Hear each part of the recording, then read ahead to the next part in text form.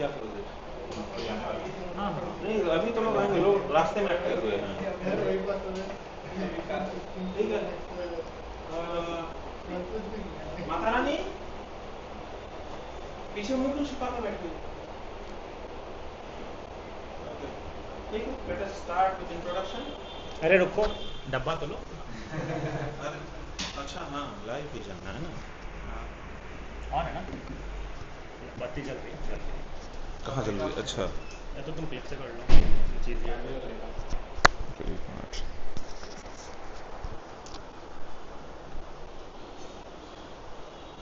Animesh introduction. किसको introduction चाहिए इसका? पहले ये बताओ। नहीं मुझे मेरा इंट्रोडक्शन नहीं देना है। नया कौन है यहाँ पे? उस सिद्धार्थ इज न्यू। हाँ न्यू ठीक है, 3 लोग तो हैं ये, इंट्रो कर ही लेते हैं। Okay. So if you don't know Arishti Mishra, he is the guy who fucked up systems for fun. So after this talk, we will give you discipline to ease your headaches. Okay. Basically, he works as a detection engineer and staff in Sentinel 1. But apart from detection, he does everything else. Like to finding a way to do the side channel attacks, detect via CPU noise, CPU spikes, temperature differences, LED bulbs, anything, everything that not supposed to work on that way, we will make it them to work on that way. So this topic is basically talk about on MagSafe. Right. In Apple things you'll have this cable with a integrated a charging integrated. So depending on your battery level, it will show charging, discharging, or not working, something like that. Now basically, it is a LED. You can blink it on your way. If you can blink it, you can siphon your data out, right? so we will do exactly that. Okay Animesh अपना intro दे दो, फिर इन लोगों का intro ले लेते हैं। Okay. So I'll go first. My name is Animesh Roy. I do stupid things for a living. This is one of them. Having people or taking people on the stage who tries to make chaos in society. So trying to be menace in society. When you see the word hacking or the cyber security, you will look into the bounds, right? कि भैया सफेद कुर्ता पहन के आ गए, अब हम बनेंगे hacker. हेकुर हेकुर। Okay. Moment we will talk about the cyber security consultant. So say people in ICE code जाएंगे Nessus, Tenable, Rapid 7, Red Team पे गए तो CS, Mythic, Huawei, done. Red Teaming खत्म. सर्टिफिकेशन पे जाओ तो CRTP. 2 मिनट में बन जाओ. कैसे बने, कैसे काम करता है, how DC works, no fucking idea. How they know how to hack it. Servers, we know. Ticketing, we know. If you ask the fundamentals of that, they have no fucking clue how that works. So we're trying to get those information out, putting in a place, so people who want to get into this field, like जब हमने start किया था, we started as a not a good place, right? We actually started taking the systems instead of fixing it. कितना time लगेगा? ठीक है, अभी जो भी ट्रेनिंग्स होती है, related to CRTP और ऑफिस सिक्योरिटी होती है, वो फोकस करते हैं डिटेक्शन पर कि how you find the rules or how you can hack systems. मेरे ख्याल से 3 बड़े वाले में तो हो जाएगा ना। But hacking mostly happens on creative, right? Phishing attacks. Creativity is there, right? Let it be email, voice, WhatsApp. अच्छे लोग भी छुट्टियाँ बनते हैं वहाँ जाके। 2 बजे करते हैं। तो कैसे करते हैं? It's not about they don't know how it works. हाँ ठीक है ठीक है। अब इसको पूछूंगा कि लिंक पे क्लिक करना चाहिए नहीं है।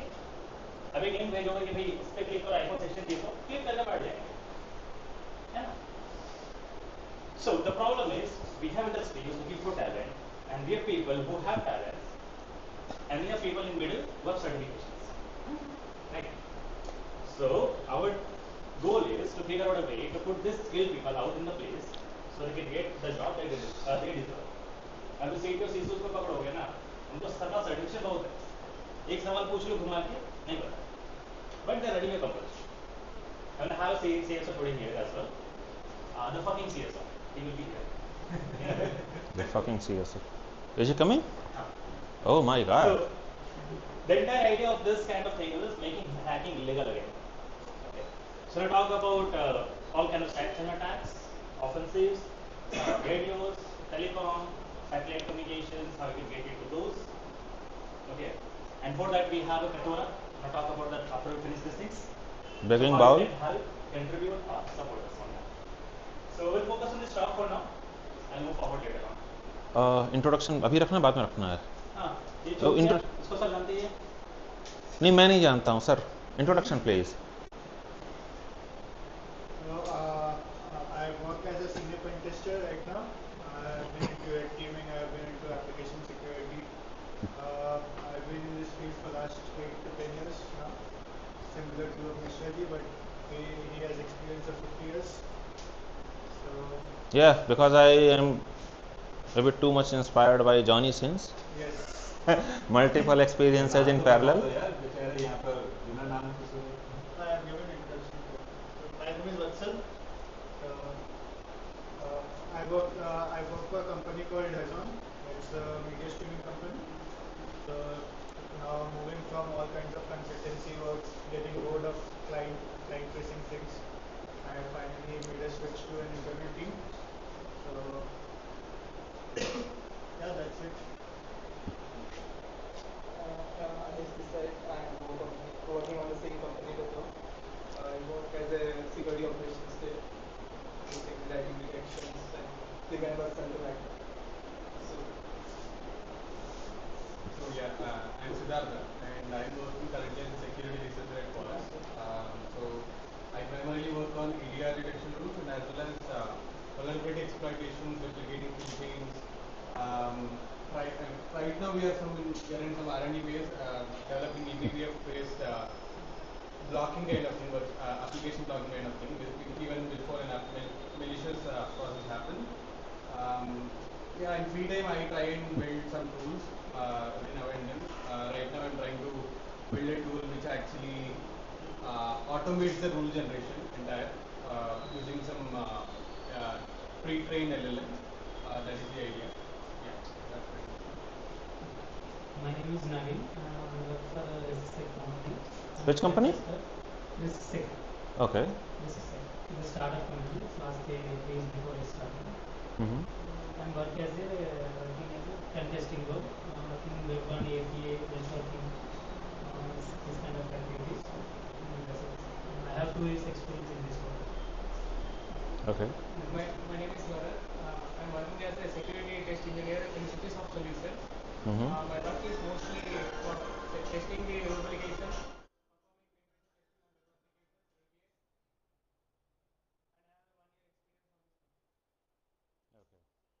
So how many of you have? Is everyone comfortable with Hindi? English. Okay, fair enough. So how many of you have heard about side channels?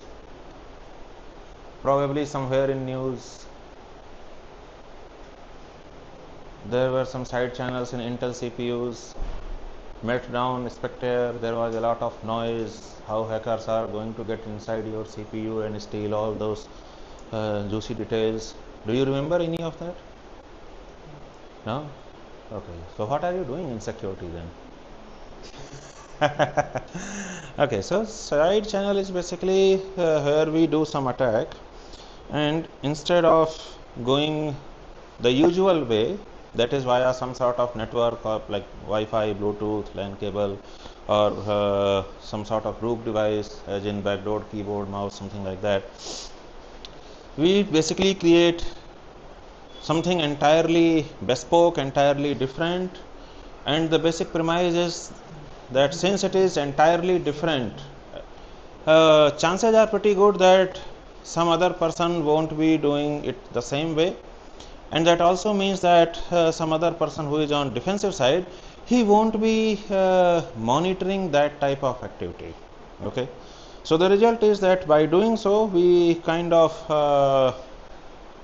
go a bit more discreet. We are able to siphon some data or possibly control some stuff, but it is almost impossible to detect. Okay, so the title is Naughty Mag, and the idea is that we will take that stupid LED and try to do something about it, because well, that changes its color, and I like colorful blinking LEDs. So the idea is, if somehow we can do something unholy with that LED and basically torture that cable to leak data for us. Obviously, that cable is not going to leak data for us willingly. I have to torture it. Okay. So a huge part of today's talk is mostly about torturing that stupid cable.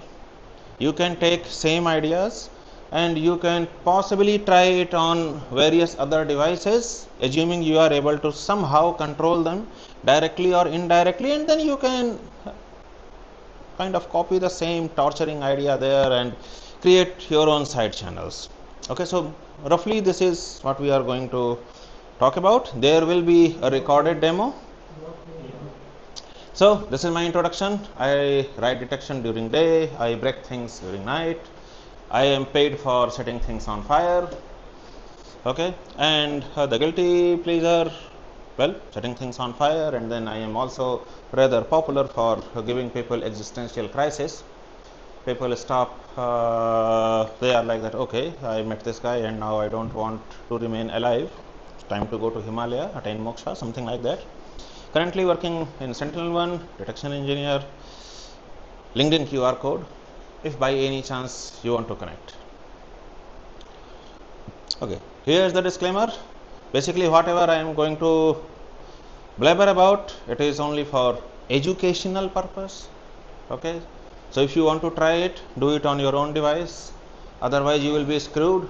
You will come to me and I will be like, I don't care, I told you. Now comes the introduction part. First question, why? Why will someone like to do something like this? There must be some motive, some incentive. The biggest incentive is that, one, side channels are cool. Two, side channels are notoriously difficult. And by extension, if you are able to build side channels and do something about them, you get some sort of social brownie points, and in the pecking order of hackers, you climb that ladder. Okay, so instead of being someone who is only able to use some tool like Nessus and pretending to be hacker, you can be someone who is writing his own side channels and be actual hacker. So that is the basic inspiration, right? Because, well, it is something, probably no one else has done this. I will try to do it just for some little bit of unholy fun. Okay, now we come to that charging cable. We want to torture it, and before we can torture it, we need to understand whatever the fuck is going on with this shiny new thing that is called MagSafe.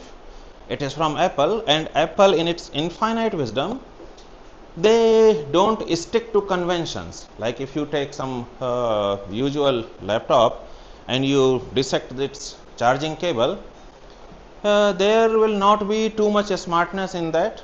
At very best, it will be doing little bit of power negotiation to figure out how much voltage and current to push to charge battery safely, but nothing more than that. As long as you are able to supply power, the battery will at least charge. That is not the case with Apple, because screw you, we are Apple, we do things the bespoke way. Again, because screw you, give me money. So if you take a look on that connector, there are basically 5 pins and it is symmetric, so you can connect that MagSafe connector in either way and it will work. So these two extreme ends are basically ground, then we have power lines, and the middle pin is basically one wire protocol, and this is where that power negotiation and a lot of extra stuff is happening. Okay, so whatever we have to do, most probably we will have to do something about this. These two pins are rather dumb, these two pins are rather dumb, this is where the entire smartness thing is happening, and if I want to do something about it, I have to figure out this part and see how I can deal with it. Now, how many of you have MacBooks? Okay, then probably you have seen system information like this about charger, similarly for battery, etc. So this data that you see here, it is coming from this one. Okay, and what Apple has done, that they will basically read this detail, this serial number, etc., and then it will try to figure out if this charging brick and cable, these are actually officially blessed by Apple or not. And if it is not officially blessed by Apple, it will not charge the battery, because fuck you, pay me money. Now it is somewhat clear that okay, there is some data going on.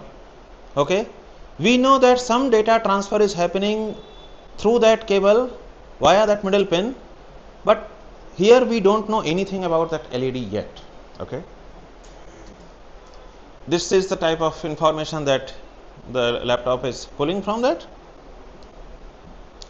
and it is also basically controlling that LED. And how it is happening is that there is an addressable switch, and addressable switch is basically that is software accessible. Okay, and by writing something to that switch, you can either turn it on or turn it off. So it is somewhat like a transistor configured as a switch, where you are basically controlling that emitter pin digitally. Okay, and there are two switches, because well, there are two separate sets of LEDs, one is orange, one is green. So depending upon which LED you want to turn on, you will have to use that particular switch, and that is happening between the MacBook and charging cable. Okay, it has nothing to do with charging brick, it has to do with the MacBook and charging cable itself, and the LED is being switched by MacBook. It is not the cable that is sensing how much voltage and current is being drawn and try to figure out whether the battery is charging or it is on standby or whatever. It is the MacBook that is explicitly setting that LED color, whether the battery is full or not. Okay, this is the entire startup protocol for that charger, and this charger has this entire elaborate startup protocol, because again, Apples are, they will do things their own way. So the basic idea is this will come handy in case you want to dissect that cable and want to test it out without involving a MacBook, because if you screw up the cable, it is cheap to replace. If you end up damaging your charging port on MacBook, you sir are screwed. So if you want to trick that charging cable and power brick into thinking that it is actually connected to a MacBook, you have to implement it on the other side. Okay, and the idea is very simple. Before the cable is connected, it will supply only 3 volt DC, and this is mostly a safety measure. By chance if you touch the pin or something happens, or there is some accidental short circuit, we don't really want a lot of current to be drawn and basically japping someone out or becoming a fire hazard. So this is basically a safety decision. You connect that cable to MacBook. Inside the MacBook there will be a resistive load, a simple resistance. Okay, and it will be applied between the power and ground, and once that happens, the input voltage will drop again, and this will happen because here in this stage the charging brick is not going to supply a lot of current. And in school you read about that the current being flown is basically voltage divided by resistance something something, right? And resistance is rather low, which means that it at 3 volt it draw more current than charger is willing to supply. So as a consequence, the voltage will be dropped. The charging brick is basically waiting for this voltage to drop. But I was supplying 3 volt, there is a resistive load, but since I am not supplying enough current, the voltage has dropped to somewhere around 1.5 volt. Once this part happens, that is how the charger brick knows that okay, we have something connected at the other end. and now probably we can start supplying higher voltage and more current. So at this stage it will switch to full volt depending upon the model number and exact wattage of the brick.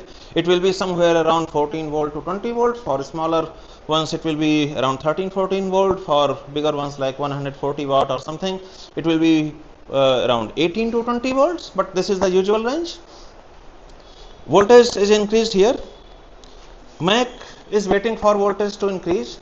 Once this happens, your MacBook knows that the charger is now ready to supply the full power, and at this stage it will use that middle pin and try to pull the data that okay, what is the serial number, what is the power rating, etc., etc., and then it will figure out whether that charger and cable are officially blessed by Apple.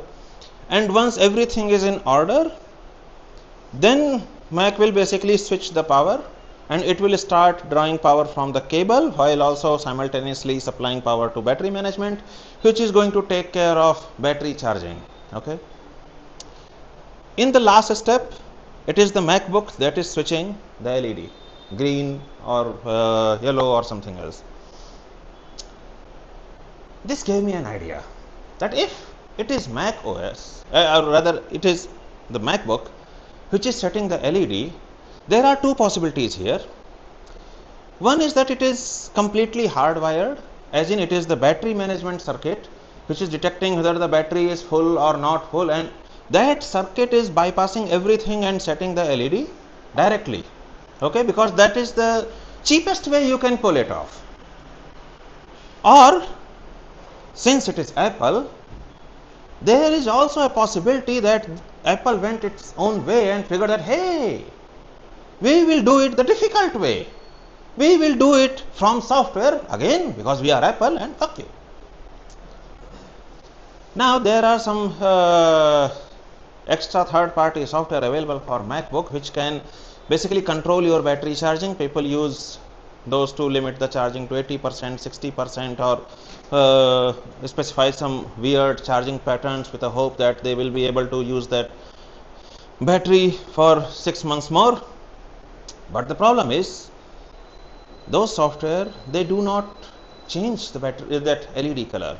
So I was looking at projects, their issue trackers, and well, people are asking the question that I have set the limit to 80%. For me, for all practical intents and purposes, if battery is at 80% level, it is full. Might as well make that LED green. And this ticket is actually closed. There are people replying, I am not sure this is possible. While this was happening, this is in Feb, this is in March, this happened. There is yet another company, they also make their battery charging management software called Al Dente. They released this PR piece. And this became really popular, all the way till Hacker News. And it was upvoted all the way till front page. But oh my god, this software can control that goddamn LED. We can finally make it green. Except this part is closed source. Closed source. This software is available in open source, but not all features are there. And they gated this. We can change the LED color, but not in open source. Pay me sweet, sweet money. At this stage, we know that it is not that simple battery management and hardware circuit that is changing the LED color. It is, one, happening entirely in software.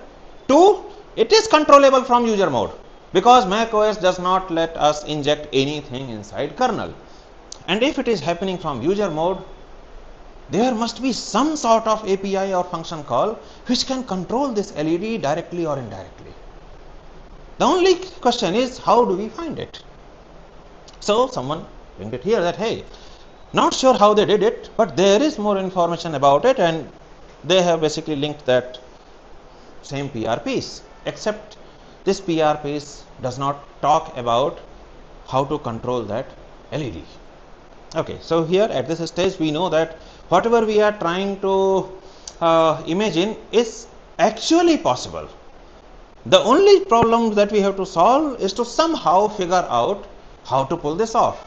And an extreme way will be to basically purchase that software, let it do its thing, and then reverse engineer the heck out of it. That is the last resort that we can go, but we can try to figure out what is possible without going to that level of extremities. Okay, so I did some stuff. Some nights were spent. Okay. Eventually, what it turns out that there is no direct API. Okay, but this LED part is controlled via something called SMC, System Management Chip. SMC is accessible from user mode. There are APIs. There is this framework called IOKit. IOKit can talk to SMC, and then SMC can talk to a lot of extra hardware present in the MacBook. Okay, we cannot talk to hardware directly, but through SMC we can make things happen. And obviously LED is also getting controlled via SMC. So we come to the controlling the MagSafe. So this is bunch of code that you can basically copy paste and write rest of the stuff to make this into some sort of tool if you desire so.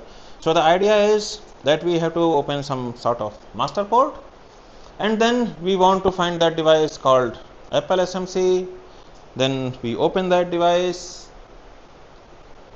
the service is opened here, and then this is the value that we want to write in the SMC, and this is that structure where we want to fit this data and specify which key we want to write into, and this is for reading something back from SMC in case we want to find something out. So we basically prepare all this structure. We specify the key that we want to write into, we specify the data that we want to write into, and we specify the data size. Okay, and then we just call this method, specify the input structure. This is the device connection, and we basically asking it to write using this connection where we opened the SMC. We want to write this input structure, that is specifying the key, data and data size, and then it is done. The only problem is that here we want to find this key and this data. Okay, this is not properly documented, because why will Apple document it? Because screw you. But this is the table that you can use to blink LEDs in various patterns. This is the key that controls the LED. Depending upon the value that we write, something happens to the LED. If we write 00, it will restore to system control. 01, LED is off. 03, it is green. 04, it is orange. 06, slow blinking orange. 7, fast blinking. 25, it will blink once and then LED will go off. So these are the values that I was able to find. I am not really interested in these. I want to blink it manually. I am not interested in this either, except maybe at end of a transmission where I just want to send the control back to macOS. I am more interested in these two, green and orange. Okay, and off one. So basically if I turn it to green, then off, then green, then off, then effectively I am blinking it sort of manually, where I can control the duration for which the LED will be on and the duration for which the LED will be off. That level of control I am not going to get here. So we are going to use these three and basically blink the LEDs. So we can blink the LED. Now the next step is to basically torture this contraption and figure out some way to leak data outside MacBook using these three. Okay, so from software side we can blink the LED, From outside MacBook, we can have a camera that can record that charging cable. It may be a CCTV. We can probably place a discrete camera hidden somewhere. Whatever, doesn't really matter. All we care about that blinking video should be recorded, and we will do some sort of analysis to recover data from it. Now we want to make a side channel, and these are the constraints. We have nothing more than one LED, one and only one LED actually. Okay, we want to recover data by recording a video, and the video can be grainy, the quality may be off, and if the LED is turned off, it is not really visible easily inside video. So we can't really use off state for any actual data transmission, which means that we have only these two options to encode the data. Okay, and this will be inserted just to make it blink. So now we need to encode data using two separate states of LED. Question: how can I do that? Any electronics and communication guy? Anyone? Sir, you should know the answer to this question. Okay, yes, binary is one option. Anything else? On and off. I will make it go on and off, but then what? I need to find some way to encode the data in these two separate states. So yes, 0 and 1 is one option, but that is not really a good idea. And if you studied communication theory in your college, you should know why that is not a good idea.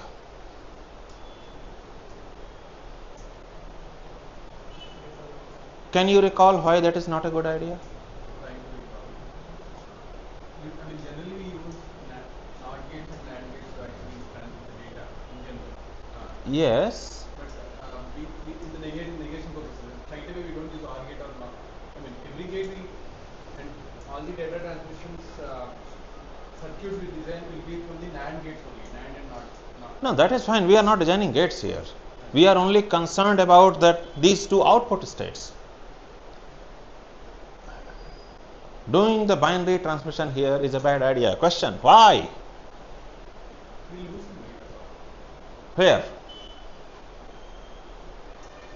Maybe Require much time to process. No, the processing is happening offline.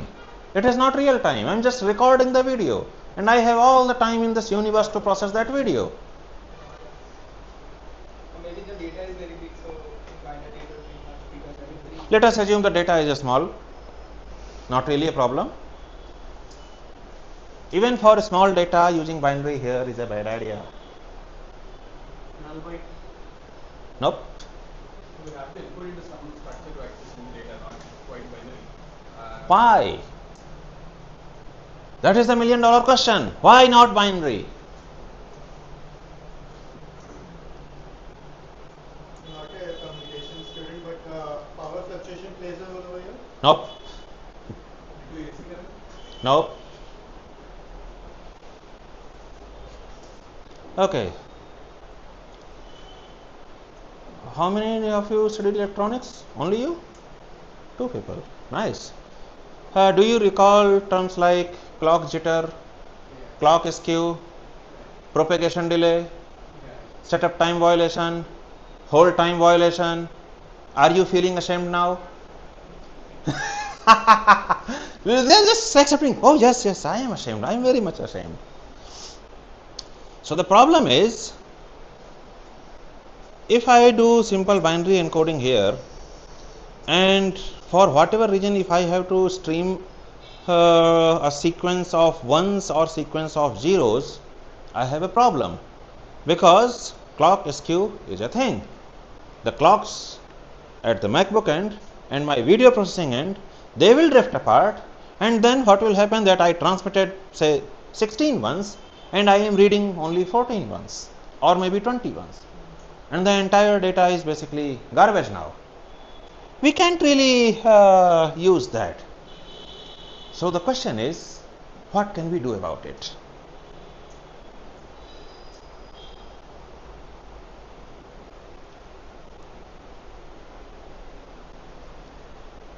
So this is the problem for binary stream.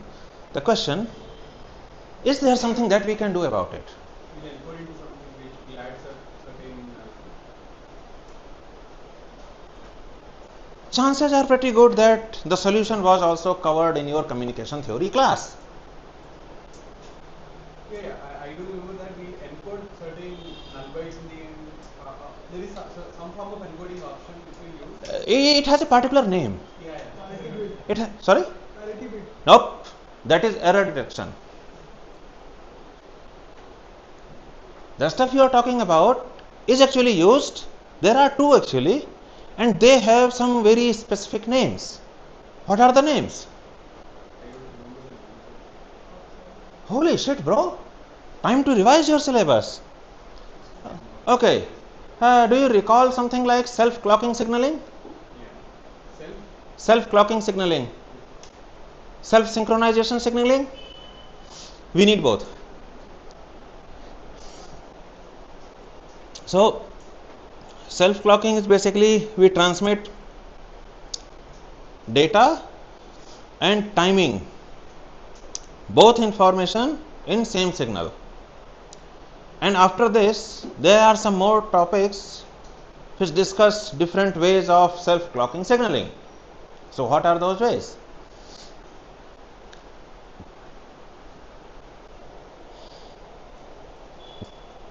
This was also in your syllabus.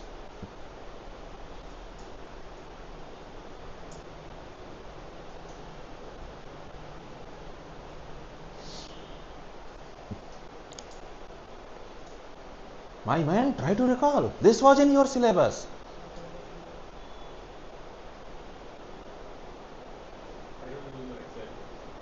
Okay. Do you remember studying about modulation? Amplitude modulation, frequency modulation, phase modulation, binary phase shift keying, Manchester encoding. Are you feeling ashamed again? So that is the solution here. You need something like binary phase shift keying, and in that you are basically modulating the phase instead of amplitude and frequency. So that is one way of doing things. We can do something like that. But there is one more way. What tools do you use to actually do that? Sorry? Binary phase shifting in this particular use case, what tools do you use to do I am not using binary phase shift keying here. But in general, what is the idea? In general, the idea is that you need first you convert your data to binary, okay, and then you apply something like Manchester encoding. You get a sequence of highs and lows, and you basically encode those highs and lows into separate states. So the previous paper that I presented before this last year, that leaks data using temperature fluctuations, and in that I have used Manchester encoding. So I think the PPT is somewhere on LinkedIn. You can try to find it on my profile. I have talked about that, but here I am not using that because here we have one more nifty little trick that again is taught in communication theory.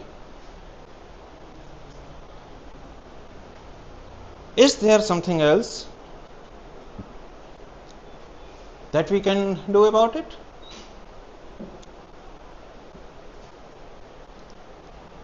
Apart from that self-clocking signaling, synchronization, binary phase shift keying.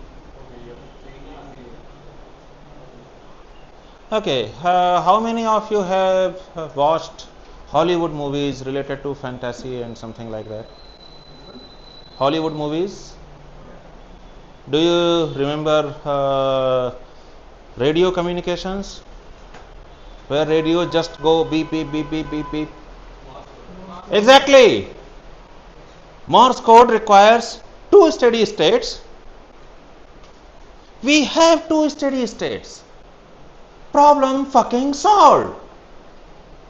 There is no fluctuation. There is no state where you are like, okay, I don't know this is what this is. This is 10% green, 80% orange, and 10% something else. This is set of two very discrete and steady states. Just use Morse code and be done with it. If you use Morse code, Yes. So currently you mentioned that we will lose the data because of the clock synchronization, right? So if we don't We are going to use a little bit of trick to leak timing information as well. That part is taken care of here, and that is why instead of encoding orange and green as dot 0 or 1, we are encoding that using transition. Computer science folks, raise your hands. थोड़ा और ऊपर. वत्सल, 13वीं fail हो? 13वीं fail? Okay, ठीक है. In computer science, there was a subject called computer architecture, and before that, there was a subject called digital electronics. And somewhere in that semester-long subject, there was a topic where we were basically encoding some data in those data buses, and there are bunch of clocks involved, and that book says in passing remark that these circuits are triggered on basically either rising edge or falling edge. They are edge triggered, not level triggered. And right before that, the book also talks about edge trigger and level trigger. How many of you remember that? Okay, anyone else? Feeling ashamed? Please say yes.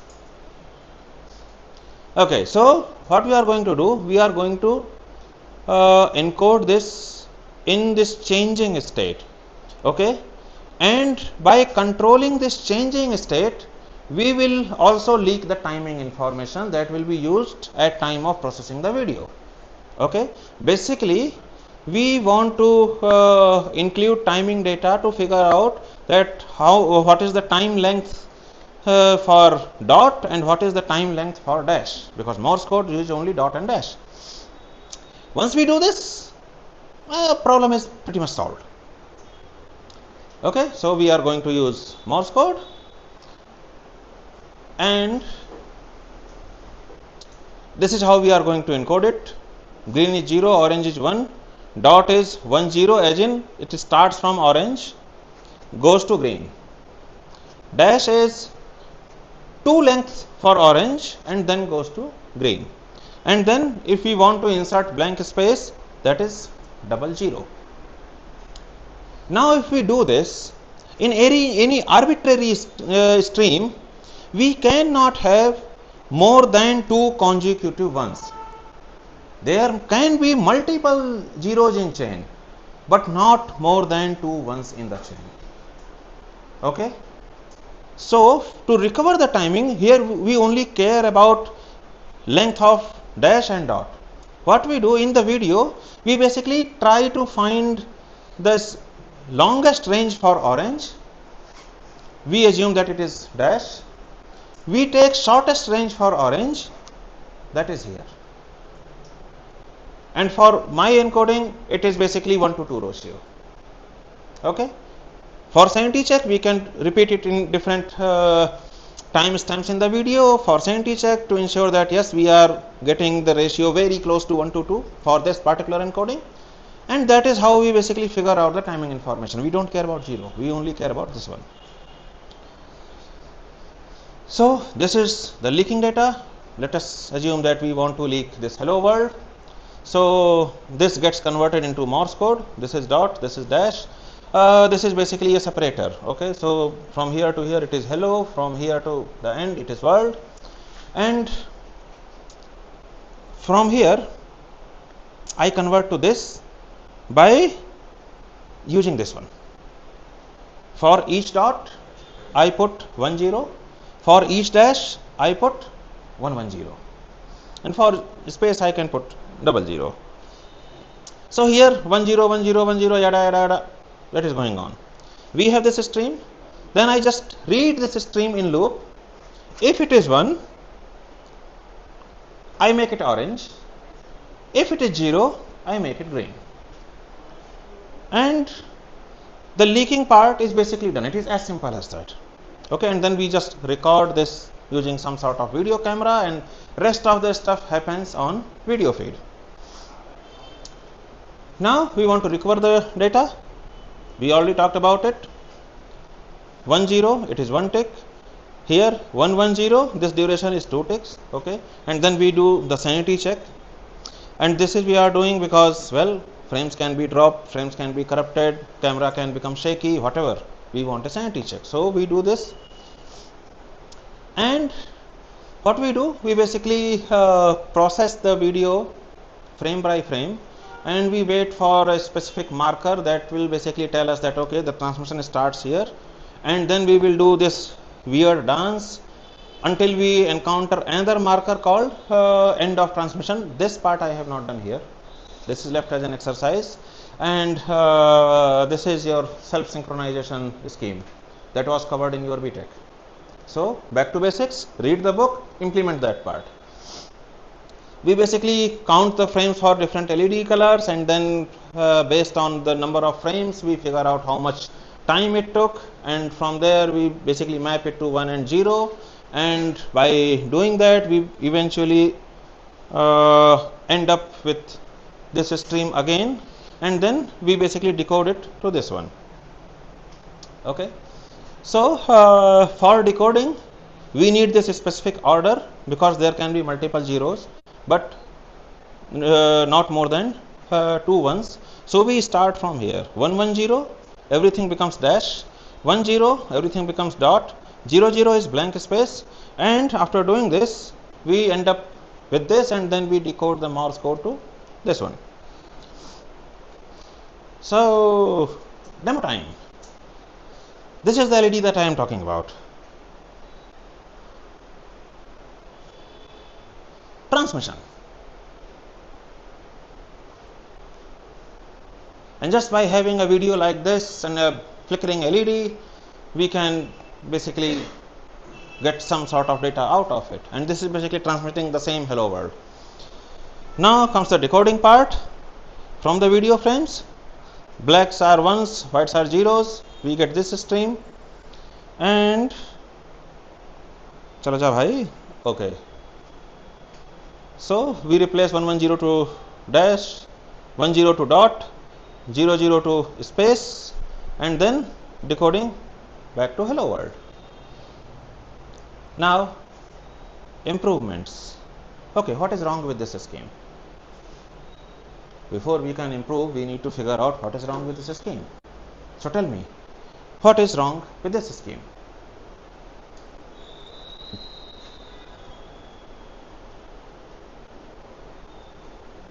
Practicality, you can't transfer big amount of data.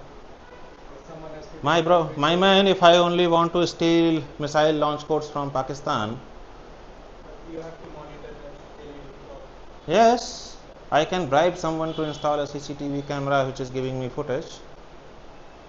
I mean, that is a country of beggars. Bribing is not going to be very difficult. Okay, first thing, this whole scheme is a bit too visible. Why? Because if someone is using that laptop and he will see that flickering LED, he will assume that the cable has gone bad, and he will like, time to purchase a new cable, boys. We are, Remove and plug it in. yes, then that is the problem. We don't want it to happen. Okay, and then there are general improvements as well, that I have not used error correction, error detection, synchronization, etc., etc. In practice you should be using that, but that is the different point. The biggest point is that it is a bit too noisy. So for that, what we can do, we can make our own fake cable, and that connector has enough empty space where we can show some sort of antenna and try to leak the data using that antenna instead of LED. For that, there is a problem that it will be rather weak, so we need the detector somewhere close enough. If we don't want to do that and we can replace that entire cable, we can use that entire cable itself as antenna. And if the power brick is giving us 140 watt, and even if laptop is rather stressed and it is consuming 139 watts, 1 watt is enough to transmit it outside the building. and that is all I care about. Or if I want to go even fancier, I can probably modify the charging brick itself. That is going to be even easier for me. And then we can basically do this entire stuff that way, except there will be a little bit of change. The charging brick will need modified protocol, because most of the communication happens between that connector and laptop, and from this charging brick and laptop, that happens only at when you connect the cable, when it is reading that serial number, etc. So we have to modify that part as well. But if you are going to that extreme, well, it is doable, and it will be kind of invisible. No one is coming to office with a SDR trying to find, okay, now I want to know what sort of radio waves are present here. No one is doing that. Okay, so we can do something like this. I was trying to pitch this idea of improvement to someone else, but so far no luck. Now, countermeasures. SOC people, suggest me some countermeasures. You are not allowed to resign. Okay, so don't say that you will resign and go to Himalaya. That is not allowed. What you will do here? You can't really do a lot of things, because that is the whole point of side channel. You can try to do something about it only when you know about this specific side channels. There is no general witch hunting. There is no general threat intel or threat hunting that is going to reveal anything like this. But apart from that, you can probably keep a tight control on your supply chain and basically ensure that your device is not running some extra funny code, because end of the day I need that extra funny code inside the laptop to do this sort of stuff. Beyond that, well, you can't really do anything about it. So, thank you. Questions? Is there anything like data available on the SMC side where this kind of thing, if you are opening that connection to SMC? Even if it is, I think that will be probably available, but that does not tell you much about it, because there will be a lot of things which will be talking to SMC for a lot of random stuff. But in this case, it would not talk with like cable with bunch of. All you get to know that this particular software is talking to SMC. You don't get to know that SMC is talking to this hardware. Okay.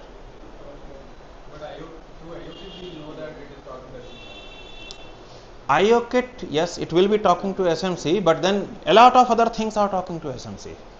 It is like saying that, okay, this is opening a socket on network. A lot of things are opening socket on network. That is not a marker. You need more than that. And you will not really be able to pull that key and value stuff if the binary that I am using is properly notarized, signed and sealed, because I can steal the certificate. Can you tell me a realistic scenario where you can actually employ this data leaking mechanism? Why will I tell you that? Educational purposes. No, I will milk it.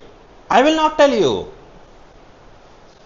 So using this LED from a charger, Hmm. so all the motherboards also have LEDs for different type of sensors.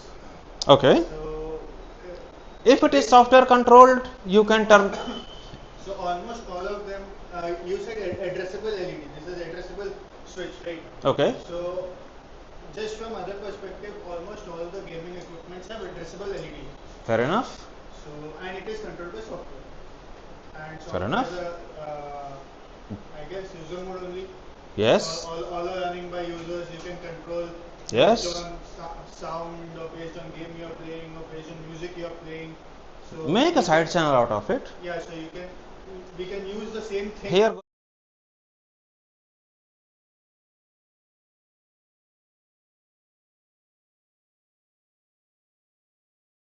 Yes, yes, from user mode. yes.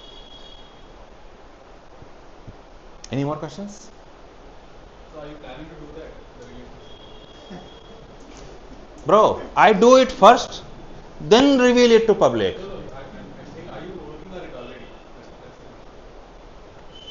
No comments. Okay, I think we can take a little bit of break. Animesh?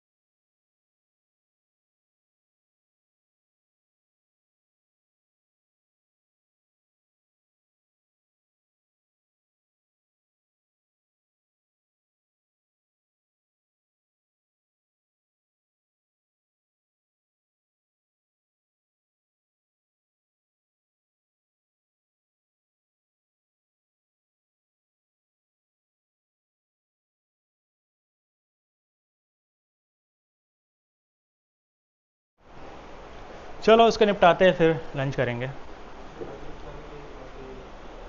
अभी भी 30 minutes दिखा रहा है, बहुत बढ़िया. Okay, now will start fun topics. So, okay, nice. I don't know how to go back. Awesome. All right. So, radio frequencies, fun, pain, and profit. Right. So the topic I'm taking today, it's older than me. Okay. To get you guys hooked into telecom and how RF works. From there, we're gonna move forward. This is 2G. Then we go into 3G, 4G, and then we get into 5G, and that will where we start researching and doing the protocol fuzzing and all kind of things. Okay, so get started. Everyone here are using phone, right? So everyone is using something called smartphone, not a phone. And you'll see some logos in phone, right? 4G, 5G, VoLTE, something like that. So each and everything means something to your phone, to your telecom networks, to your BTS, and everything around it. So today we're going to focus on 2G.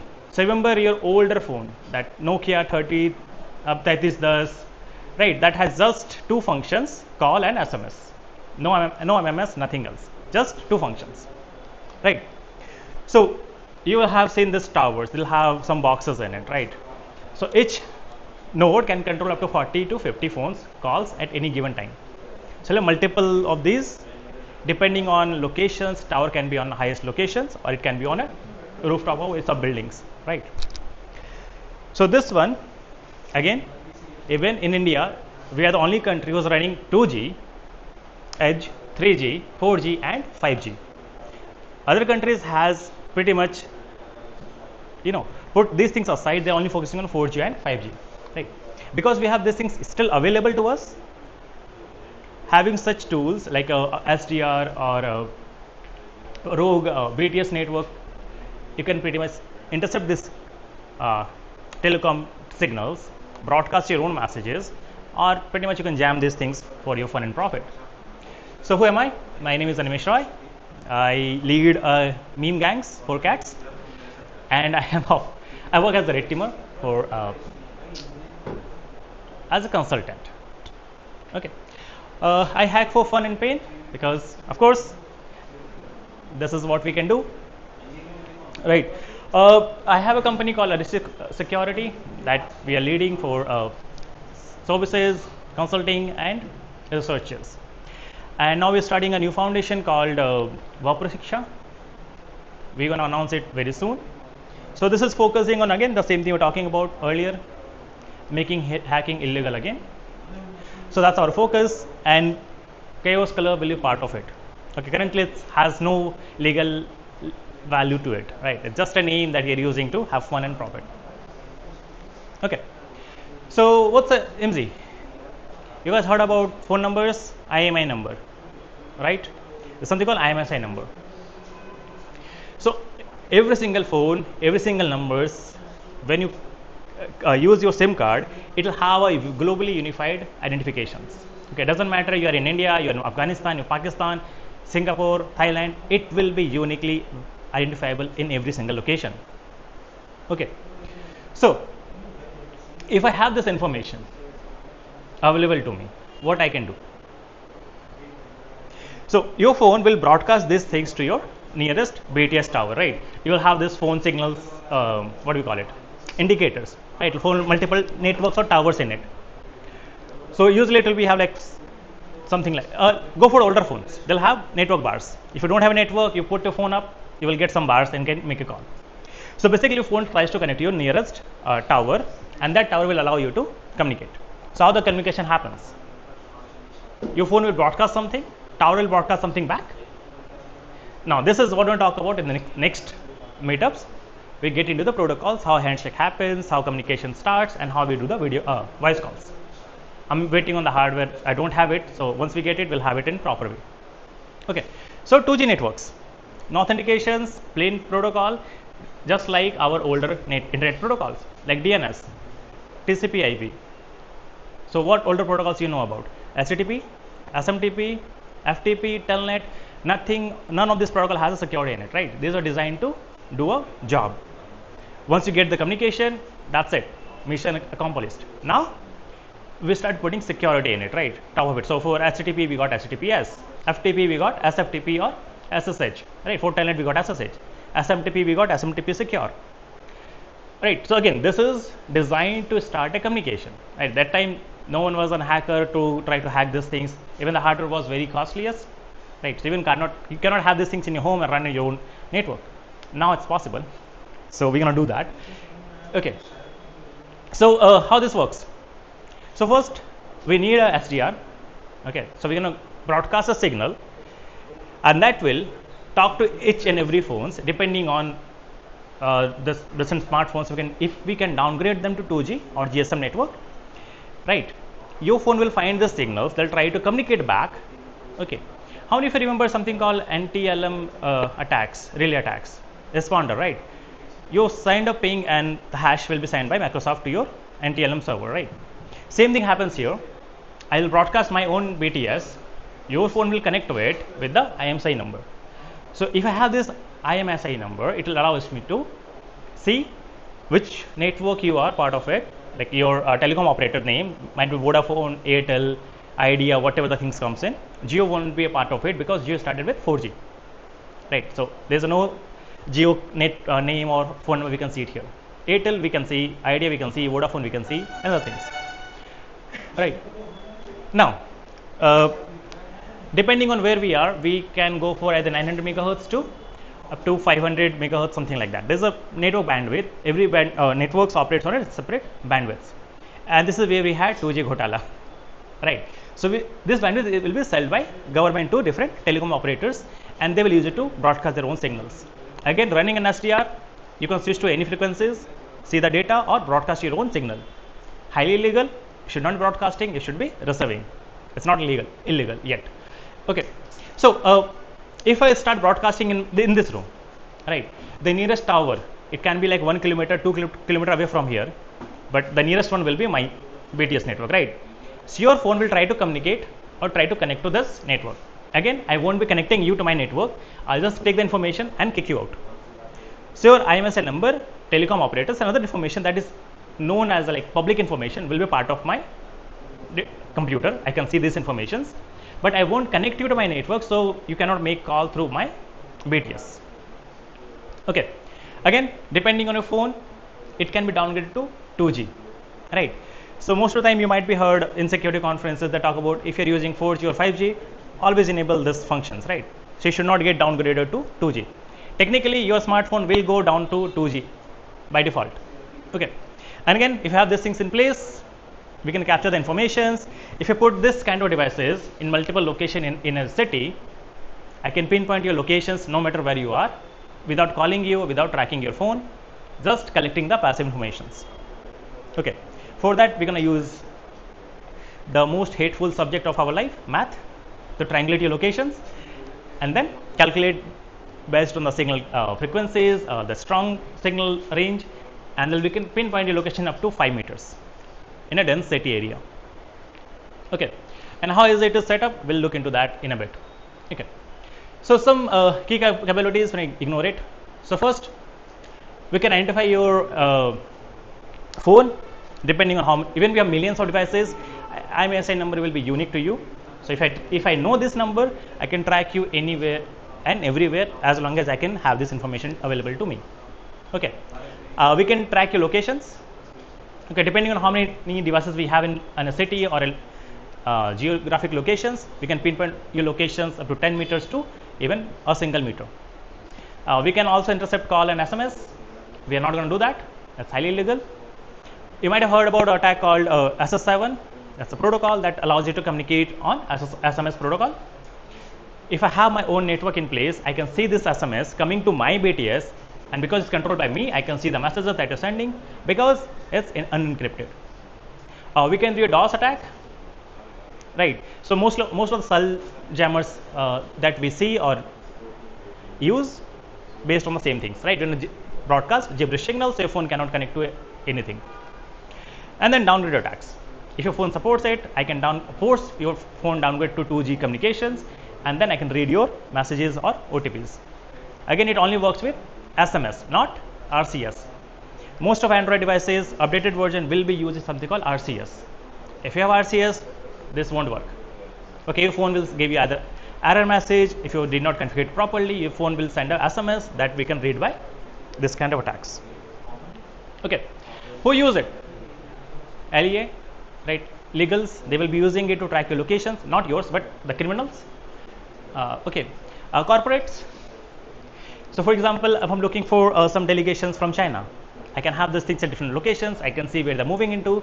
Again, IMSI will be uniquely identifiable. We're going to see some data as well. So, if you look at a specific country code or specific location or specific devices, we can track it by this way, right? Criminal activities. Anyone who is still not over with their ex? You still love your ex? Get their IMSI number. You can track her anywhere and everywhere as long as you have these devices in places, right? Protest monitoring. Some place you'll have some people setting for like Go Green initiatives or India against corruptions, things like that. You can put these things on places to capture and identify each and every phones on that particular locations, right? Also border control. Okay, so India have multiple open borders, which we have Bhutan, Nepal, some places in Bangladesh, right? Some places nearby Pakistan border, we also have like no monitoring over there as well for some reason. So this allows you to monitor those telecommunications networks, and you can also see if any new phones comes into your network, it will be visible to your dashboard. Okay. Some implications. Privacy is a bitch, and we don't own it here, right? Because your phone will broadcast these things no matter what to communicate or to establish the communication, right? Again, it's for 2G, not 5G. Okay. The 2G have multiple vulnerabilities, so SS7 is one of them that allows you to intercept calls and SMSs. So we can expose those things as well. Now, depending on the organization, you might have like older phones. Many government will give you this Dabba phone, right? If you have this kind of things in place, you pretty much compromise each and every devices. Same thing goes with IoT.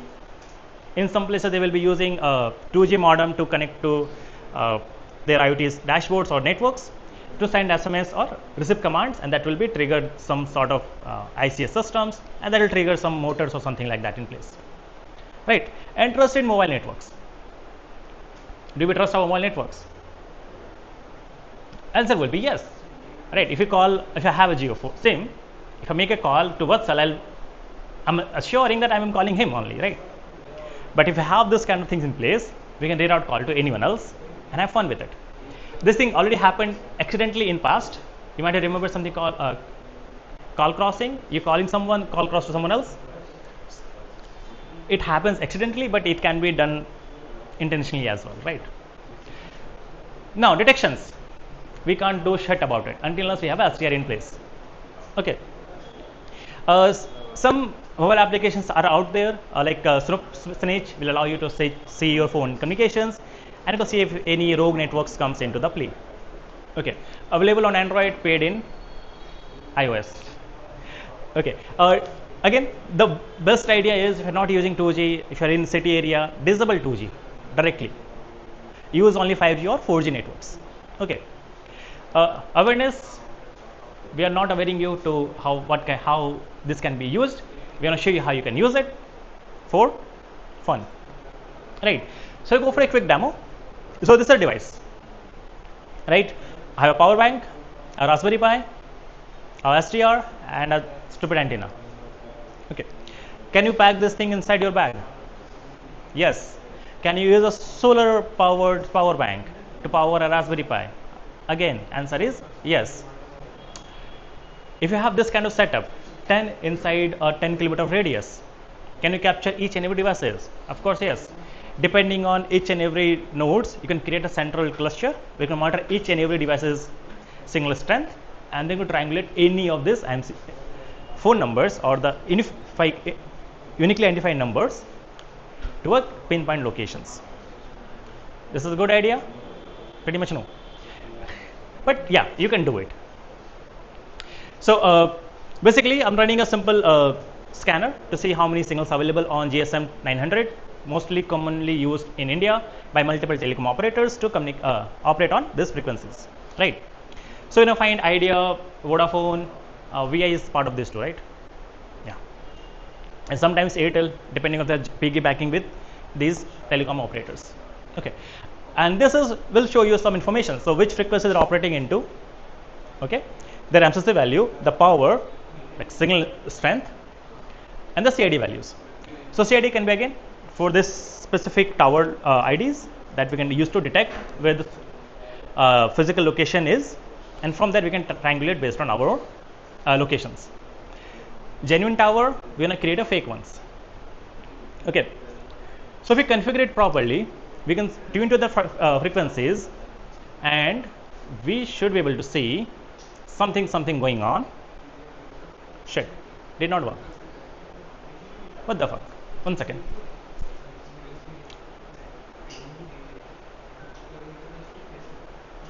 Okay, it's working. All right. So when you tune in the first on this frequency, it won't be on the pinpoint location. It will a little bit tweak it until you see some stupid data coming in the screen like this. So basically now this STR is receiving all the information, but again makes no fucking sense. 2B what? So what we're gonna do is we're gonna decode it. Okay, you can use Wireshark. There's a plugins for that. It can allow you to decode in live stream. You can use T-Shark to take the stream, filter it, decode it, and then save it in a file.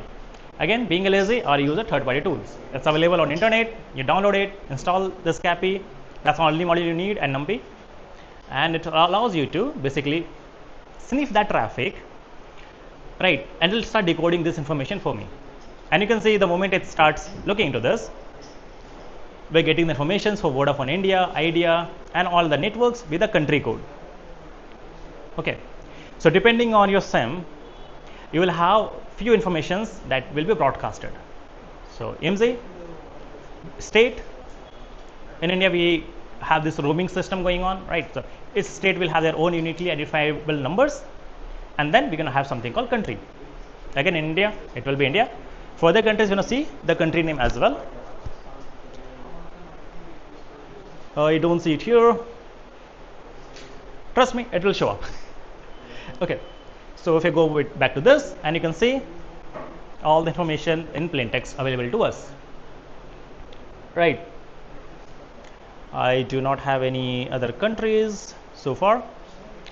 Okay, so basically what this showing up, this will be your uniquely identifiable numbers. If I know your phone, this number of your phone, that will be your same subscriber number. I can put the devices in multiple locations, and you can use these to track your locations. So you can be your own FBI